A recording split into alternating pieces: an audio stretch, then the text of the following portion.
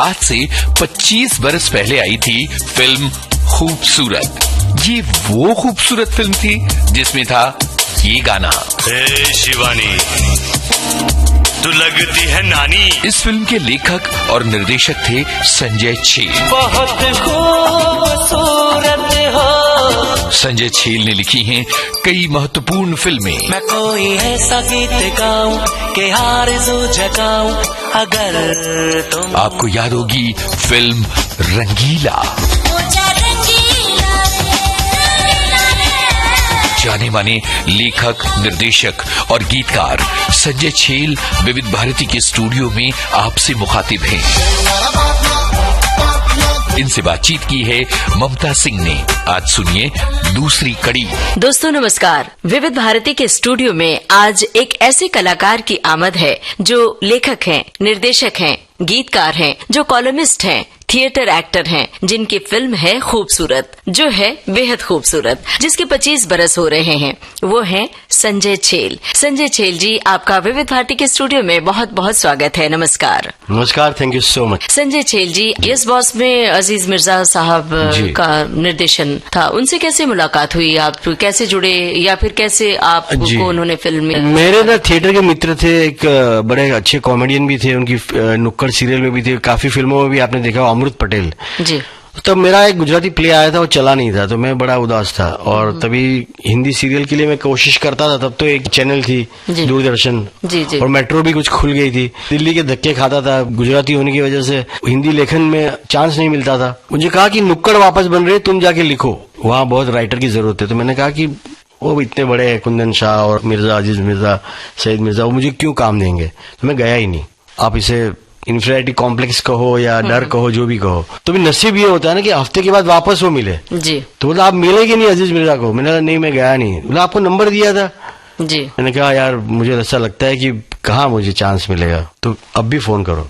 तो फोन किया तो उन्होंने बोला आ जाओ मिलने के लिए बेटा जी। मैं गया, उस बार फिर थोड़ा पक्का गया तैयारी के साथ। तो वो सीरियल ना काफी लोग मिलके बना रहे थे, जिसमें बड़े बड़े शेखर कपूर, नीलानी, श्याम बेनेगल, सईद मिर्जा, अजीज मिर्जा, कुंदन शाह, ऐसे बड़े बड़े लोग थे, उनकी कंपनी थी। तो उन सब के सामने मैंने 5-6 कहानी सुनाई। तो मैंने बोला ये तो मेरा पूरा सरकारी नौकरी में इंटरव्यू ज्यूरी बैठी ऐसे हो गए। तो उन सबको मेरा काम अच्छा लगा जो मैंने सुनाया। तो फिर वहां मुझे नुक्कड़ पार्ट 2 में मेट्रो पे जो आई थी उसमें लिखना शुरू हो गया। फिर वहां से जर्नी, फिर उन्होंने फिल्में भी लिखवाई मेरे से। मैंने मैक्सिमम काम उनके साथ किया। यस बॉस, फिर भी दिल हिंदुस्तानी, शुरुआत में थोड़ी सी कहानी लिखी थी मैंने चलते चलते, बाद में मैं फिल्म से निकल गया था क्योंकि मेरी शूटिंग अपनी आ गई थी, तो उसमें मेरा एक थोड़ा योगदान था। फिर उसके बाद आई किस्मत कनेक्शन, उसका भी शीर्षक मैंने दिया था। तो आज तो किस्मत कनेक्शन नाम के तो बहुत सारे मैरिज ब्यूरो चलते हैं, मैंने वो नाम पेटेंट करवाया होता तो मैं बहुत पैसा कमाता। तो मैंने 4 पिक्चर उनके साथ की और बहुत उम्दा इंसान, बहुत अच्छे कलाकार, एक्टर भी रहे अजीज मिर्जा साहब। और उनके पास एक म्यूजिक की फील गुड कॉमेडी जिसे कहते हैं, रोमांटिक कॉमेडी, उसकी बहुत अच्छी समझ। और फिर भी दिल हिंदुस्तानी शाहरुख ने प्रोड्यूस की थी, पहली फिल्म थी उनकी एज अ प्रोड्यूसर। पहले हम लोग रोमांटिक कॉमेडी बनाने वाले थे, हम लोग मतलब जूही और शाहरुख और अजीज पार्टनर थे। तो मैंने उनको ऐसे ही कहा कि आप इतने बड़े स्टार हो, जूही जी, शाहरुख जी, आप कुछ अलग क्यों नहीं करते? आपको तो रिस्क लेना चाहिए। तो उन्होंने मेरे कहने पे रिस्क लिया और फिर भी दिल हिंदुस्तानी का मैंने आइडिया सुनाया, फिर स्क्रिप्ट लिखी। तो तब जो टेलीविजन में न्यूज चैनल्स में जो वॉर शुरू हुई थी जी, उस पर वो फिल्म थी। और किस तरह न्यूज बनते हैं, किस तरह न्यूज क्रिएट किए जाते हैं, किस तरह फेक न्यूज होते हैं। उसके पहले तो सरकारी माध्यम थे हमारे दूरदर्शन और आकाशवाणी, वहां पे तो झूठ चलता नहीं था जी। तो काफी साफ सुथरा एक मध्यम स्वर में बात होती थी और एक नियंत्रण भी था। तो वहां जब प्राइवेट चैनल में न्यूज आने लगे तो वो फिर न्यूज आइटम बनने लगे, सनसनी बनने लगे। तो उसके बारे में वो फिल्म थी। शुरुआत में नहीं चली, बाद में चली भी थी अपने दौर से बहुत। आज जो हम देखते हैं टेलीविजन में, न्यूज में जो लोग चिल्लाते हैं, चीखते हैं, जो मजाक बन गया है, वो सब मैंने उस वक्त प्रेडिक्ट किया था जी। मतलब आने वाले दौर को आपने जैसे आहट को देख लिया था। कमर्शलाइजेशन, जो व्यापारीकरण समाचार का जो हुआ, जिसने देश पे असर भी किया बहुत, तो वो उस फिल्म में था और बहुत लोगों ने पसंद की। उसके रिव्यूज अच्छे आए थे। शुरुआत में लोगों ने पसंद नहीं की थी, बाद में वो फिल्म चली थी। उसके गाने भी बहुत अच्छे थे जी, खूब चर्चित हुई थी। फिर भी उसका टाइटल सॉन्ग बहुत अच्छा था, फिर भी दिल हिंदुस्तानी का, अगर आप सुना सके तो जी जरूर सुनते हैं यही गाना। बाद संजय जी, आपकी फिल्मों की लंबी फहरिस्त में से अगर हम चुनना चाहें तो हमें भी मुश्किल हो रही है कि कौन सी फिल्म का जिक्र करें। यस बॉस का जिक्र किया है, कच्चे धागे, खूबसूरत, फिर भी दिल है हिंदुस्तानी, लव यू हमेशा, क्या दिल ने कहा, कृष्णा कॉटेज, जो बोले सो निहाल, पार्टनर, मान गए, मुगले आजम वगैरह वगैरह। यहाँ पर हम क्या दिल ने कहा का जिक्र करते हैं। एक हास्य प्रेम कथा है ये, और इसका निर्देशन आपने किया है। जी, मैंने एक साउथ की फिल्म थी, उसका रीमेक था, और मैंने तेलुगु फिल्म का, और ऐशा देओल की ऑलमोस्ट पहली फिल्म थी, तुषार की भी ऑलमोस्ट पहली फिल्म थी। तो मैंने खूबसूरत के बाद, मुझे वो सक्सेस के बाद वो फिल्म मिली थी, तेलुगु फिल्म की काफी चेंजेस करके वो फिल्म, और हिमेश का पहला म्यूजिक था ये, जो उन्होंने पूरी फिल्म पहली जो की हो स्वतंत्र। तो गाने मैंने लिखे थे और गाने बहुत चले थे उस फिल्म के। मुझे आज भी उस गाने के लिए लोग याद करते हैं, जिसमें एक गाना बहुत चला था, निकम्मा किया इस दिल ने। और वो उस जमाने में 2002 में वो म्यूजिक से वो फिल्म चली थी, काफी सक्सेसफुल रही थी, नया हीरो नई हीरोइन होते हुए भी, और म्यूजिक काफी हिट था, इसलिए फिल्म भी बहुत चली थी। और उसमें पहली बार नया विचार था कि हम शादी नहीं करेंगे, सिर्फ साथ रहेंगे। तब तो लिव इन का इतना दौर भी नहीं था जी। तो एक क्रांतिकारी विचार था, बहुत लोगों को अच्छा भी लगा था, बहुत लोगों को नहीं भी लगा था। लेकिन उस पिक्चर में जो गाना था, निकम्मा किया इस दिल ने, जो मिर्जा गालिब के शेर से ये इंस्पायर्ड था। जिक्र कर रहे थे क्या दिल ने कहा इसी फिल्म का। तो हास्य प्रेम कथा को लिखना और निर्देशन करना कितना मुश्किल होता है, कितना चुनौतीपूर्ण होता है, क्योंकि आप इसके डायरेक्टर भी रहे। जी, खूबसूरत कर चुका था, और मैंने काफी फिल्में लिखी थी जिसमें मैं डायरेक्शन में वैसे इन्वॉल्व रहता ही था सेट पे, तो उतना मुझे मुश्किल नहीं रहता था। लेकिन हास्य प्रेम कहानियां जो होती है फिल्में बनानी, जिसे फील गुड कहते हैं अंग्रेजी में, हल्की फुल्की रोमांटिक कॉमेडी, वो बनाना भारत में ही नहीं विश्व भर में बहुत डिफिकल्ट है, मुश्किल है। क्योंकि उसमें क्या होता है कि आप जो लिखते हैं, आप जो बनाते हैं, उसके अलावा उसका अच्छा संगीत होना, संगीत तो भारत में होता है, फॉरेन में भी, उसमें कलाकार जो होते हैं उनका चार्म, उनकी केमिस्ट्री, वो सब मिलना चाहिए।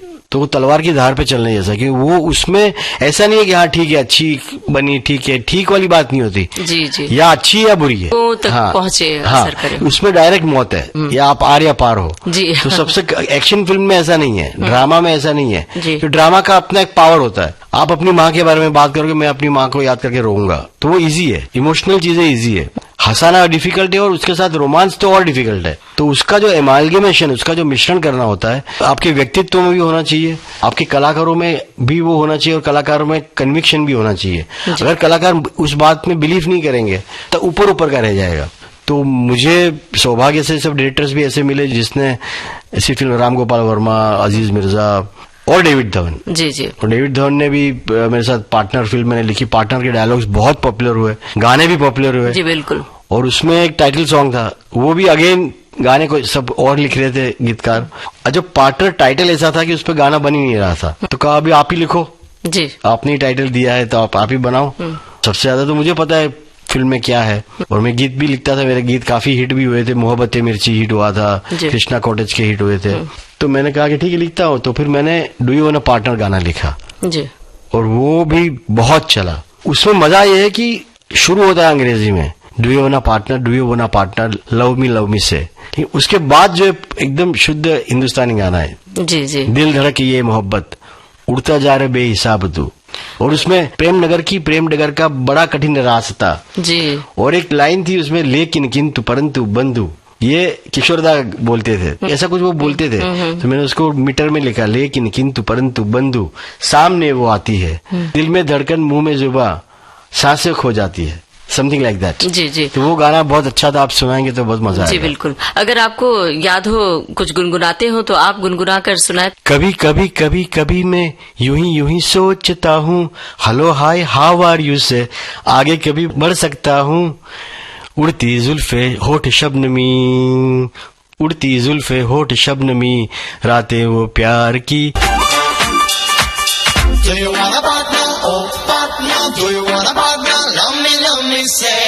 डेविड धवन से जुड़ी हुई कोई बात बताना चाहेंगे? कैसी केमिस्ट्री थी उनके साथ, कैसी दोस्ताना रिश्ता था? या मुझे डेविड धवन साहब से मिलवाया सलमान खान ने। सलमान खान की मैंने एक दो और भी फिल्में लिखी थी, और सलमान खान मुझे निजी रूप से मेरे बड़े अच्छे मित्र है और मेरी ह्यूमर और उनकी ह्यूमर बहुत मिलती जुलती है। बड़े मजाकिया है, मजाहिया कहते हैं, क्या कहते हैं हिंदी उर्दू में, मजाक, फनी इंसान है और उनकी सेंस ऑफ ह्यूमर बहुत टेढ़ी है। वो कभी सीरियस बात करते हैं, कभी ह्यूमर पता नहीं चलता और अलग ही सोच है उनकी। तो उनके साथ काम मैंने बहुत किया, बहुत फिल्में की। शाहरुख के बाद सबसे ज्यादा मैंने उनके साथ ही काम किया।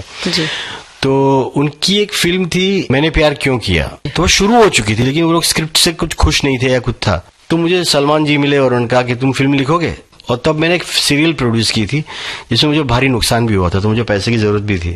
तो मैंने कहा हाँ लिखूंगा। तो मुझे डेविड से मिलवाया। डेविड को पहले भी मिला था मैं, डेविड जी को, और अपने आप में बड़े कामयाब डायरेक्टर तो थे ही, वो अच्छे एडिटर भी है वो। उसके पहले मैं 2-3 कहानियां सुनी थी, बात नहीं बनी थी। इस फिल्म की कहानी में फिर मैं बैठा, थोड़ा स्क्रीन प्ले में बैठा और फिर डायलॉग्स लिखे और बहुत अच्छी फिल्म थी मैंने प्यार क्यों किया। अंग्रेजी एक ड्रामा था, उससे एक विचार लिया था और वो विचार से हमने फिल्म अपने हिसाब से बनाई थी। और वो इत्तेफाक ये था कि वो ड्रामा मेरे पिताजी ने भी गुजराती में किया था, जिसके सेट्स बनाए थे जी। तो मुझे पता था उसके बारे में, तो मैंने वो फिल्म लिखी। तो उनके साथ फिर वो रिश्ता जुड़ा, फिर पार्टनर लिखी, फिर रास्कल्स लिखी। उसके बाद अभी भी 1-2 फिल्म हम साथ में प्लान कर रहे हैं। डेविड जी से सीखना बहुत मिला। अच्छे डायरेक्टर तो है ही, अच्छे एडिटर है। वो सीन को ना एक कागज पे ही काट लेते हैं कि क्या क्या जरूरी नहीं है। तो उनको वो मीटर की बहुत समझ है। मीटर जब कहता हूँ सिर्फ गानों का मीटर नहीं होता, बोलने का भी होता है, बातचीत का भी होता है। अब मैं आपको सिर्फ कहूँगा मतलब, तो उसमें सब आ गया। मतलब तुम कहना क्या चाहती हो, इतना बोलने की जरूरत नहीं है। क्या बात है। इस तरह वो पंच जो होता है ना, वो पंच परफेक्ट बनाने में माहिर है वो। और वो इतने इजी डायरेक्टर है, वो कलाकार से काम भी अच्छी तरह निकाल लेते हैं। और लिखी हुई चीज, शूट की हुई चीज वो ऐसे एडिट करते हैं कि पब्लिक कहीं बोर नहीं होती जी। तो वो कला जो उनमें है, तो इसलिए वो कामयाब डायरेक्टर है जी। तो 3 फिल्में उनके साथ मैंने की। मैंने प्यार क्यों किया, पार्टनर और रास्कल्स। तो मैंने प्यार क्यों किया का भी गाना बहुत अच्छा है। मैंने तो लिखे नहीं थे लेकिन अच्छे गाने थे उसमें। Just chill just chill,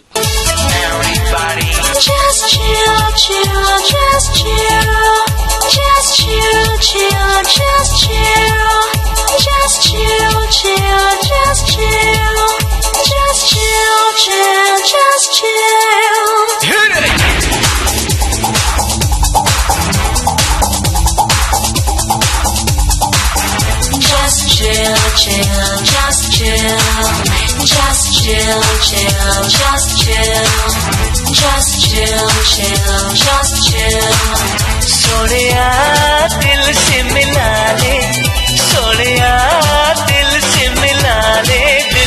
Just chill, chill, just chill, just chill, chill, just chill, just chill, chill, just chill। Bairiya दिल से मिला ले, बैरिया दिल से मिला ले दिल। Just chill, chill, just chill, just chill, chill, just chill, just chill, chill, just chill। हम भी तेरे आशिक हैं, कभी तू हमसे भी आगे मिल। Just chill, chill, just chill, just chill, chill, just chill, just chill, chill, just chill।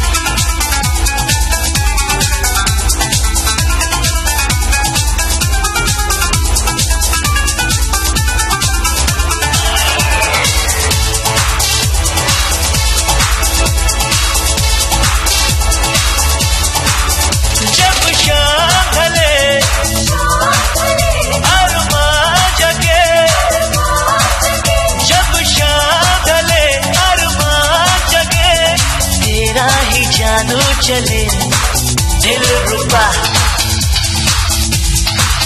तेरे बिना दिल ना लगे, तेरा ही चेहरा दिखे हर जगह।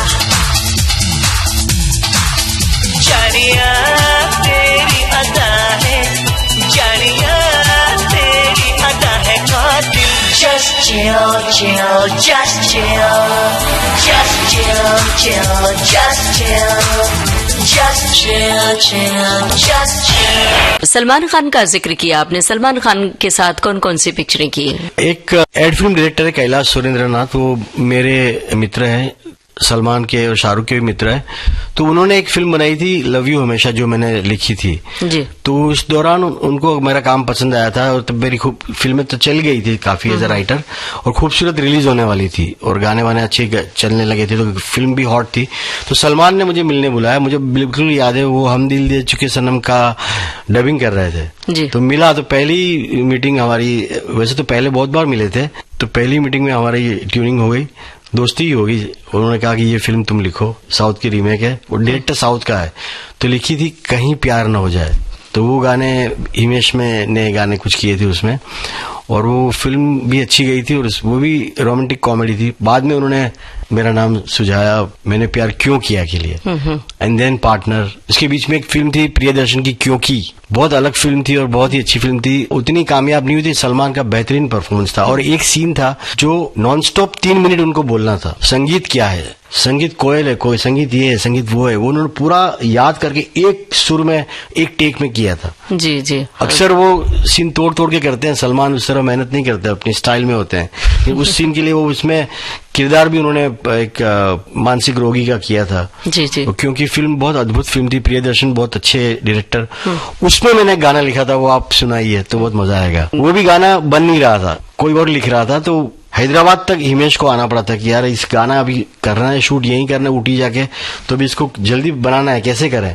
तो मैं, डायरेक्टर, सलमान साहब सब बैठे और हमने, फिर मैं और हिमेश बैठे, ये सिचुएशन में ऐसा ऐसा है। वो भाग जाता है पागल खाने से, सोचता है कि वो डॉक्टर के प्रेम में है, डॉक्टर के साथ भाग गया है वो, एक्चुअली डॉक्टर को लेकर फिर भाग जाता है वो। जी जी। You can't leave the asylum, आप अब जो पागल खाना इस तरह छोड़ के जा नहीं सकते, पागल खाना तो नहीं कहना चाहिए, जो भी इंस्टीट्यूट है, मेंटल इंस्टीट्यूट।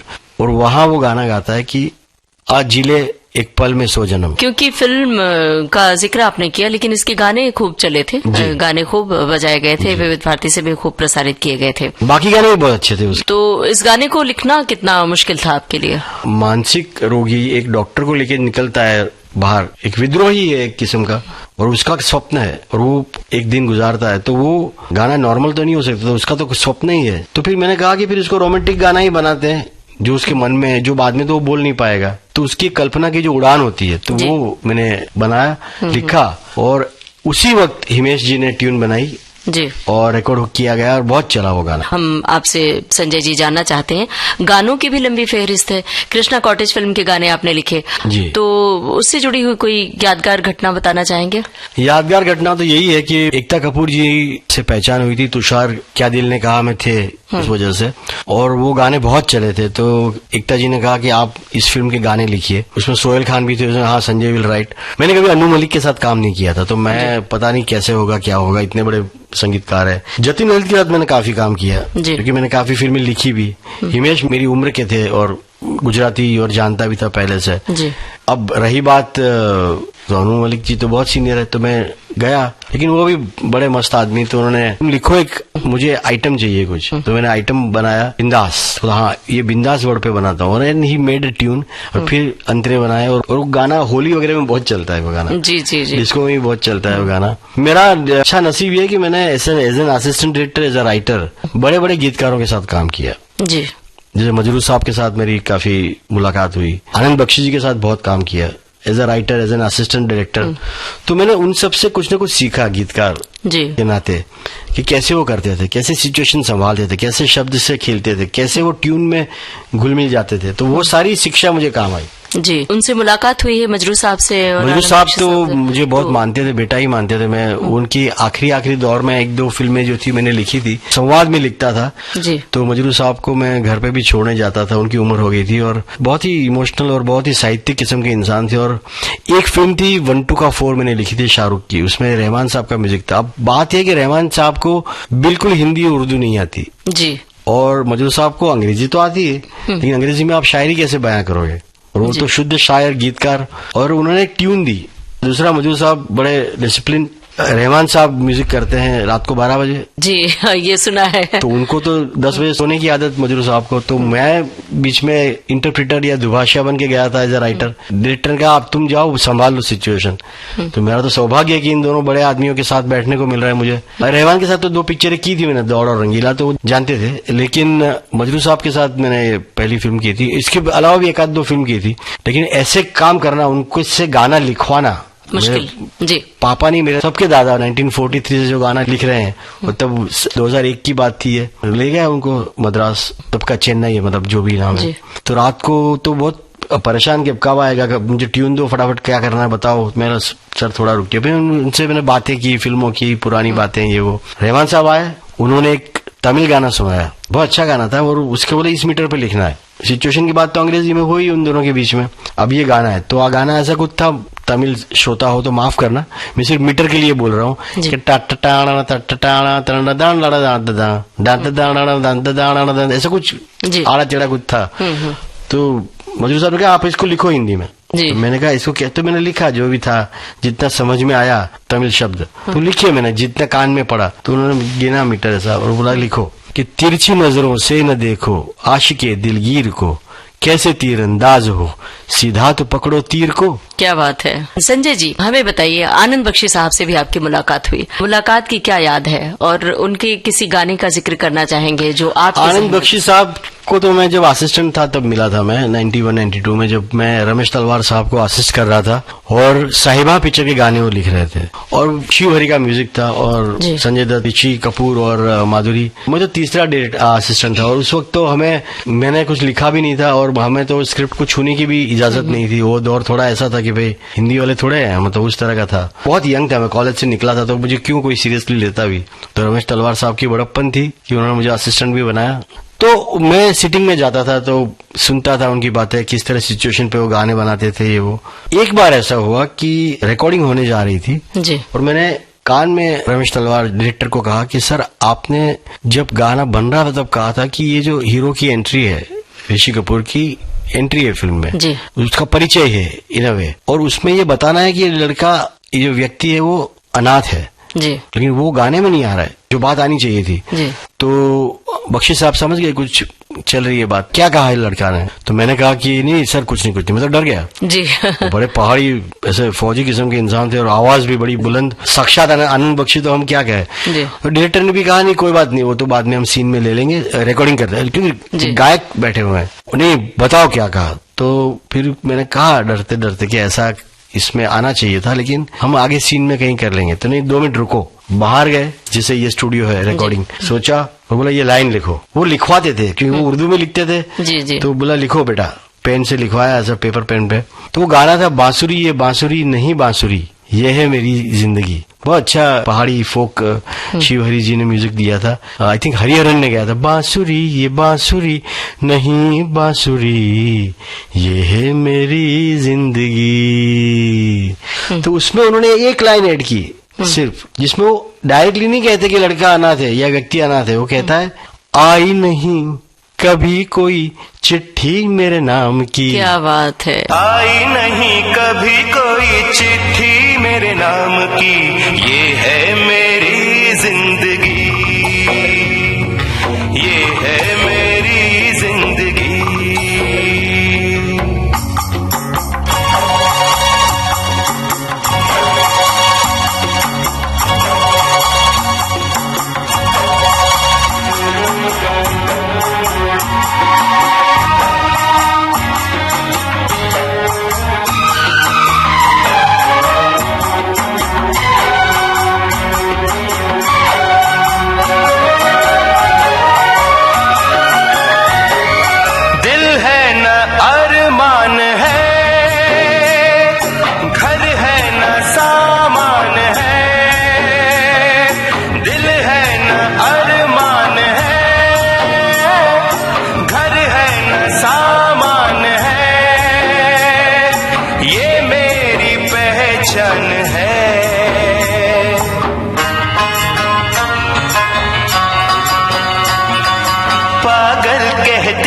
मुझे लड़कियां गांव की ये है मेरी जिंदगी,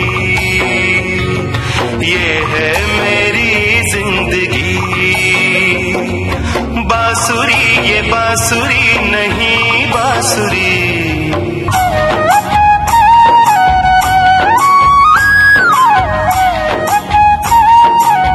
और गाना कहाँ से कहाँ पहुंच गया जी। तो वो उन्होंने ऐड करवाया और गाना हरिहरन साहब ने गाया और ऋषि कपूर साहब पे वो फिल्माया गया। बहुत अच्छा गाना था वो। साहिबा फिल्म के तो सारे गाने चले थे, मेरी साहिबा, और बहुत ही अच्छा एक फोक म्यूजिक था वो मेरी साहिबा। हाँ। तो यहाँ पर कौन सा गाना सुनवाएंगे आप श्रोताओं को? मुझे लगता है टाइटल सॉन्ग ही सुनाइए आप, ओ मेरी साहिबा। कैसे जीऊंगा मैं हो, कैसे जीऊंगा मैं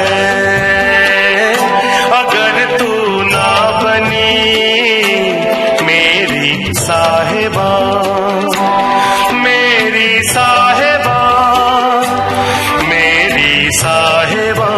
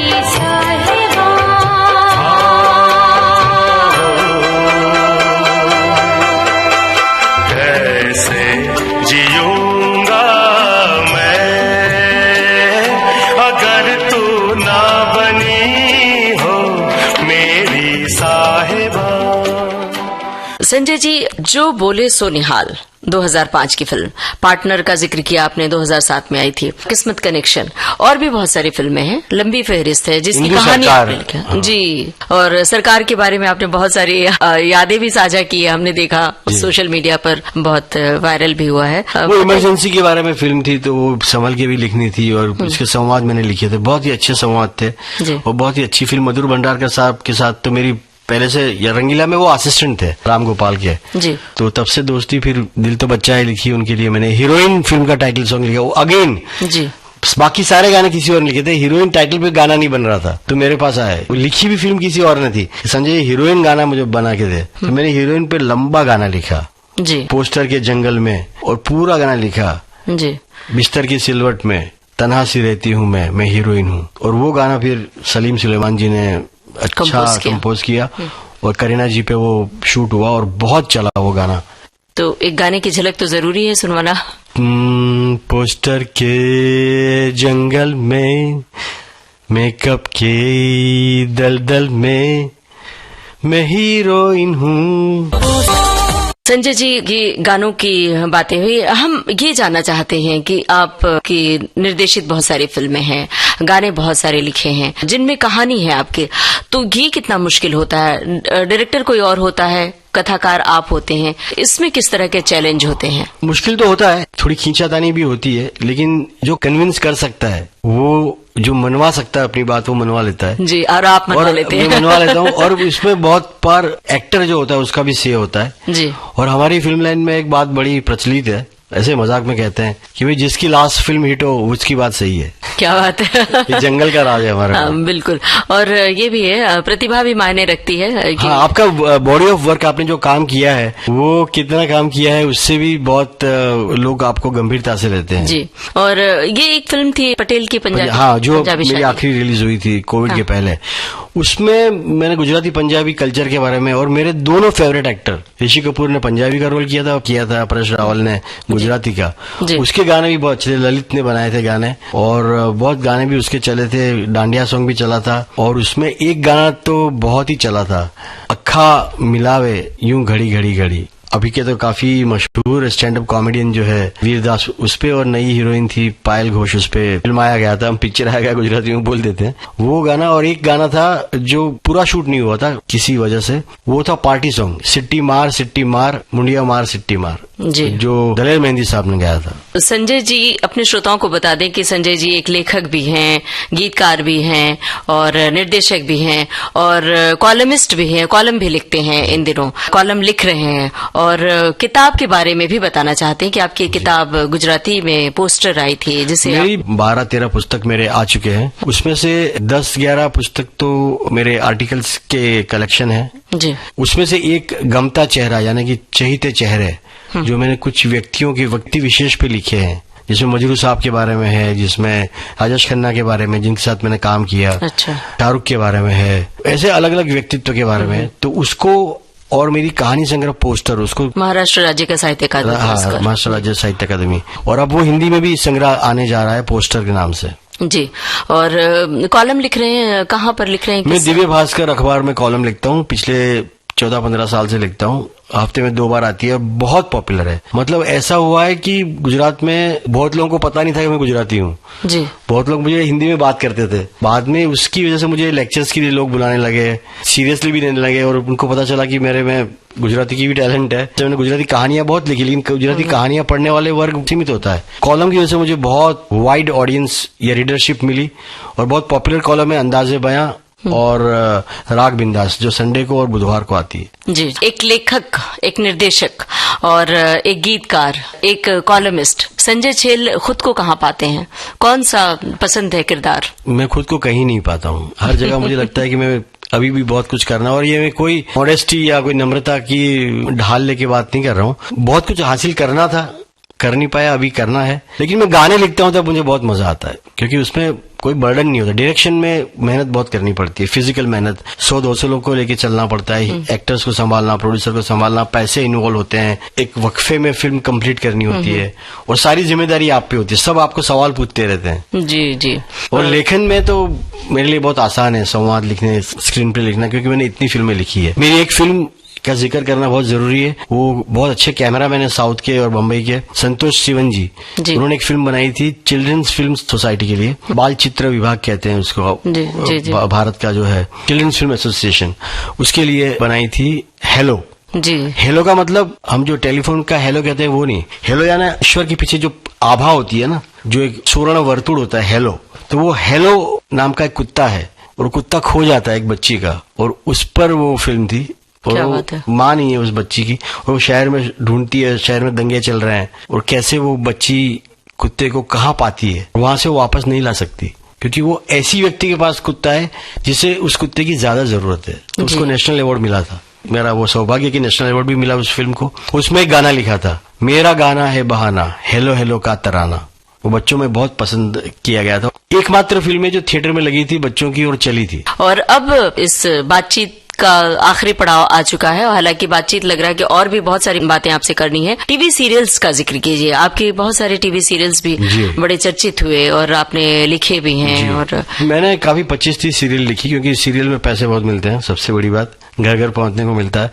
मैंने शुरुआत की नया नुक्कड़ पार्ट 2 जो मेट्रो में आई, फिर मेट्रो के लिए काफी फिलिप्स टॉप 10 वगैरह लिखी मैंने, फिर मैंने बहुत सी सीरियल, अभी तो नाम भी याद नहीं है, फिर मैंने कृष्णा बेन खाखरा वाला लिखी, तारक मेहता का उल्टा चश्मा, उसमें कुछ एपिसोड लिखे, फिर लास्ट मेरी जो सीरियल आई थी, आखिरी आई थी, वो थी 7 फेरों की हेरा फेरी, टीवी पे वो भी चली थी। फिर सोनी टीवी पे मेरी 1-2 सीरियल आई थी, उसमें से एक थी ये उन दिनों की बात है, काफी पॉपुलर हुई थी जी, हमारी बहू मालिनी है ये। हाँ, वो उसमें मुझे श्रीदेवी जी के साथ काम करने का मौका मिला सहारा टीवी पे, और उनसे भी बहुत सीखने को मिला। वो अपने आप में एक अलग ही प्रतिभा थी, वो कैमरा ऑन होते ही कुछ अलग हो जाती थी और कैमरा ऑफ होते ही एकदम शांत सौम्य। तो उनसे डिसिप्लिन, कंसंट्रेशन जो सीखने को मिला, वहां तक कि अगर चालू शॉट में के पीछे कोई 10वीं लाइट भी बंद हो जाए स्टूडियो में, तो वो कहती थी वहां पीछे एक लाइट बंद होगी, और हमको ध्यान नहीं होता था क्योंकि हम उनको देख रहे होते थे। वो अपने आप को बाहर निकल के देख सकती थी जी, बड़ी गिफ्टेड आर्टिस्ट थी। एक सीरियल था हिटलर दीदी, हिटलर दीदी मैंने लिखी थी, वो भी बहुत चली थी, मजा आया क्योंकि उसकी एक्ट्रेस भी बहुत कमाल की थी और उसने जो एक कैरेक्टर पकड़ा था। तो कभी कभी क्या होता है कि एक तीखा और कड़वा रस भी मजा आता है ना, तो वो मैंने उसका भी मजा लिया। अभी भी 1-2 सीरियल लिख रहा हूँ मैं, वेब सीरीज कुछ लिख रहा हूँ, नाम तो नहीं कह पाऊंगा अभी बिकॉज आई नहीं है। एक अगली फिल्म प्लान कर रहा हूँ which is female centric social thriller है, भगवान ने चाहा तो 25 में शुरू हो जाएगी। कोविड के बाद थोड़ा डिफिकल्ट टाइम रहा क्योंकि फिल्में चलनी कम हो गई, बननी कम हो गई, पुरानी जो थी वही सब अभी लग रही है, पहले बनी हुई थी। वैसे ही सीरियलों में भी हुआ, तो सारे माध्यम पे असर हुआ है जी। ओटीटी के आने के बाद किस तरह का बदलाव आपको लगता है कि अच्छा हुआ या नहीं? फर्क तो पड़ा है, ओटीटी से फर्क पड़ा है। अब ओटीटी में लोग कुछ भी देख लेते हैं, काफी अलग अलग विषय देखने को मिलते हैं जो फिल्मों में नहीं बनते हैं। रोमांटिक कॉमेडीज बंद हो गई, म्यूजिक का बहुत पतन हुआ, पतन तो नहीं कहूंगा, बदलाव आया। वो यादगार गाने बनते नहीं, जो यादगार गाने हैं वो रिमिक्स होते हैं। मेरे ही कितने गाने रिमिक्स होते हैं, याद नहीं रहते खास तौर से। हाँ, पुराने गाने आपको याद हो जाते हैं। तो अब क्या हुआ कि एक फिल्म में 6 गाने हैं तो 12 म्यूजिक डायरेक्टर है और 14 लिरिसिस्ट है। पहले होता था कि एक जावेद अख्तर का एक एल्बम है, मजरू का एल्बम है, आनंद बख्शी का एल्बम है, या संजय छेल ने सारे गाने लिखे हैं। मैं तो बहुत छोटा इंसान हूँ, वैसे समीर साहब के गाने हैं। तो एक फिल्म की भी एक पहचान बनती थी गानों से, और एक ही म्यूजिक डायरेक्टर है, हिमेश रेशमिया है, जतिन ललित है, अनु मलिक है, नदीम श्रवण है, AR रहमान है। तो फिल्म अब तो क्या ऊर्जा पुर्जा उसका हो गया कि आप ये एक गाना बना रही है, ये भी एक गाना बना रहे, जो लगा गया जोड़ तोड़ जो बन गया। अब ये समय की मांग भी होगी, मुझे लगता है कि 1-2 व्यक्ति ही डिपार्टमेंट से जुड़े तो उसमें एक डिसिप्लिन, उसमें एक एकात्मता, क्या कहते हैं, एक डिसिप्लिन आती है, वरना बिखर जाती है बात। जी बिल्कुल। और हर कोई लेखक है, हर कोई गीतकार है, हर कोई फिल्म मेकर, हर कोई एक्टर, तो ऐसी भीड़ में थोड़ी मुश्किल तो पैदा होती है। ऑफकोर्स सबको चांस मिलना चाहिए, ऑफकोर्स किसी की बपोती नहीं है, लेकिन भले नया आदमी हो, भले नया कलाकार हो, लेकिन एक हो जी, तो एक सातत्य जो कहते हैं, जो एक धारा होनी चाहिए। बिल्कुल।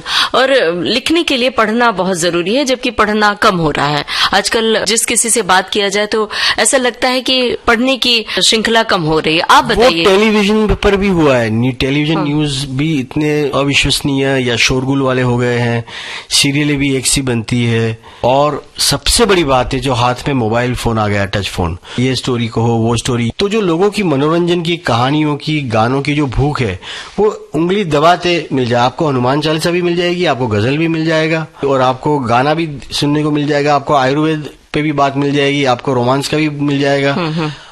अच्छी बुरी सब बातें आपकी एक उंगली के इशारे पे आपको मिल जाती है।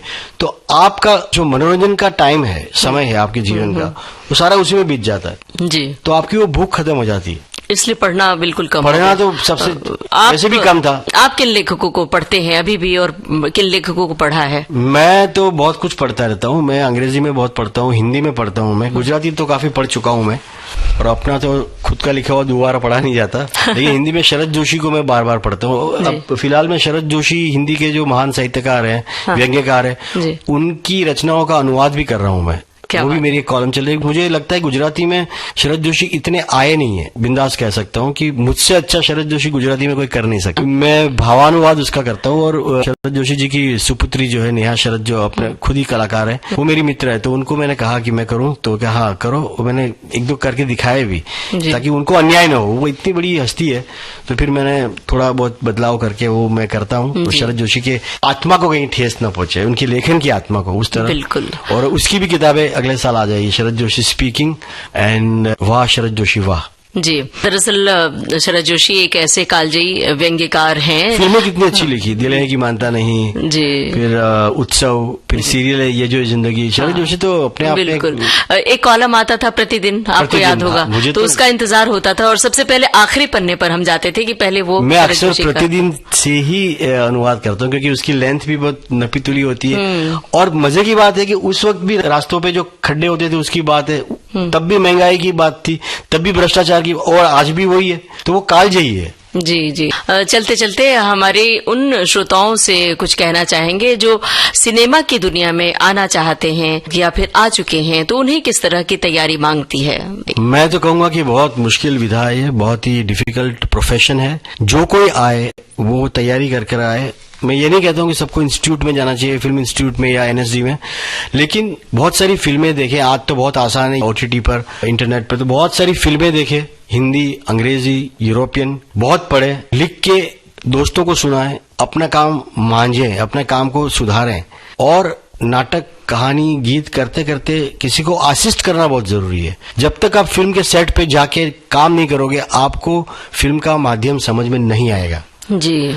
और आपके पास पैसे हो, 3-4 साल स्ट्रगल करने के लिए, रोटी और छत हो, तो अब ही बम्बई आके, या कोई मित्र हो, तो या आपका पति या आपकी पत्नी अच्छी कमाती हो जी, जी, या आपके माँ बाप कुछ हेल्प कर सके, या कोई मित्र, तो ही। बहुत मुश्किल शहर है, कठिन डगर है पनगढ़ की।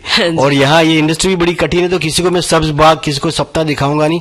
सपना हर एक को देखना चाहिए, लेकिन खुली आंखों से देखना चाहिए। बिल्कुल मुश्किल है। संजय छेल जी, विविध भारती के स्टूडियो में आप आए और बड़ी दिलचस्प बातें आपने साझा की, और आपने मेरी फिल्म खूबसूरत के जो 25 साल हुए उसको वापस फिर से याद दिलाया लोगों को, मुझे उस दौर में ले गए, उस अतीत राग में ले गए, उस नॉस्टैल्जिया में ले गए।